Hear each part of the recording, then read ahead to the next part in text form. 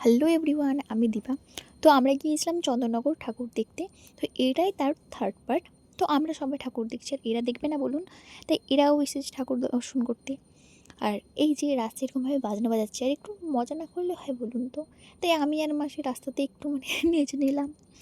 তারপরে আমরা চলে গিয়েছিলাম আরও প্রতিমা দর্শন করতে। তো তো এইটা সম্ভবত খলি সেনের প্রতিমা ছিল, যেটা খুবই সুন্দর হয়েছিল, প্যান্ডেলও খুবই সুন্দর হয়েছিল। যে হ্যাঁ, হ্যাঁ, এটা খলি সেনেরই ছিল।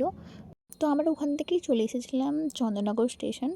তো আমরা অপেক্ষা করছিলাম চন্দননগর স্টেশনে।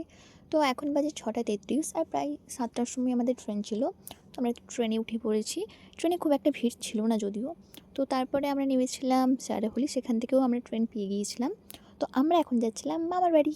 অবশ্য আমি একা যাচ্ছিলাম না মামার বাড়ি, আমার মাসি ছিল আমার সাথে। তো আমি যেহেতু বলেছিলাম যে আমাদের মামার বাড়িতেও একটা সাংস্কৃতিক অনুষ্ঠানের আয়োজন করা হয়েছে, তো ইতিমধ্যে সেটা শুরু হয়ে গিয়েছিল। তো আমরাও দাঁড়িয়ে দাঁড়িয়ে কিছু অনুষ্ঠান দেখে নিলাম, আর আমরাও নিজেদের মতো একটু মজা করে নিলাম, যেহেতু গান বাজছিল না, তাই আমাদের দুজনের এখানে বসে বসে নাচ শুরু হয়ে গেছে।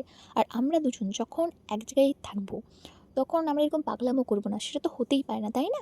তো আপনারাও দেখুন, এনজয় করুন।